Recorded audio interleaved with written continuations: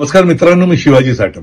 बरं का, 1990 पासून अविरत सुरू असलेला 35वा कला आणि क्रीडा महोत्सव, इतक्या शिस्तबद्ध आणि सातत्याने चालणारा, गेली 35 वर्ष चालणारा असा हा महोत्सव, माझ्या मते आपल्या देशामध्ये हा एकमेव असा महोत्सव आहे, कला आणि क्रीडा महोत्सव. ज्या 35 वर्षापूर्वी जेव्हा हा कला आणि क्रीडा महोत्सव सुरू झाला, त्यावेळेला जेमतेम 3000 अधिक असे त्यात भाग घेणारे होते. आज या 35 वर्षानंतर आजच्या घडीला 54 ते 55 हजार भाग घेणारे स्पर्धक आहेत, अगदी लहान मुलांपासून ते वडीलधाऱ्यांपर्यंत. कारण ह्या जवळजवळ 70-72 तर विभाग आहेत कला आणि क्रीडामधल्या, रांगोळीपासून ती पार अगदी फॅशन शो पर्यंत. आणि क्रीडा क्षेत्रात म्हणाल तर अगदी म्हणाल तर सगळे आपले भारतीय खेळ आहेत यात. कबड्डी, हुतू, खो खो वगैरे सगळं व्हॉलीबॉल वगैरे सगळे अप्रतिम असा हा आठवडाभराचा हे असतो, महोत्सव असतो.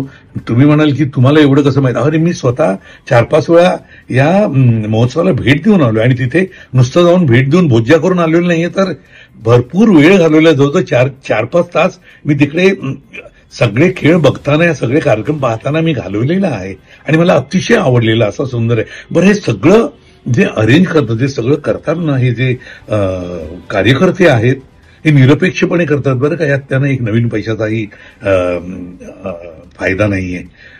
आणि त्यांचं मार्गदर्शन करणारे, आणि खरंच कौतुक करण्यासारखं आहे, पण गेली 35 वर्ष मार्गदर्शन करणारे तिथलेच नेते हितेंद्र ठाकूर आहेत. तेव्हा ते म्हणजे हितेंद्र ठाकूर आणि त्यांची सगळी जवान मंडळी एक अफलातून गेली 35 वर्ष कला आणि क्रीडा महोत्सव साजरा करतायत. आणि खरंच मला खूप कौतुक वाटतं. आणि आज यावर्षी त्यांचं 35वं वर्ष असल्यामुळे मला भरभरून त्यांना खूप खूप शुभेच्छा द्यायच्या आहेत या निमित्ताने. म्हणून मी हा तुम्हा सर्वांशी संपर्क साधलाय. तेव्हा पुन्हा एकदा कला आणि क्रीडा महोत्सवाला भरपूर शुभेच्छा. येणाऱ्या नवीन वर्षाच्या सुद्धा कला आणि क्रीडा महोत्सवाला. आणि हे सगळे जे कार्यकर्ते आहेत, हा घडवतात कला आणि क्रीडा महोत्सव, त्यांना सुद्धा माझ्या शुभेच्छा. जय हिंद, जय महाराष्ट्र.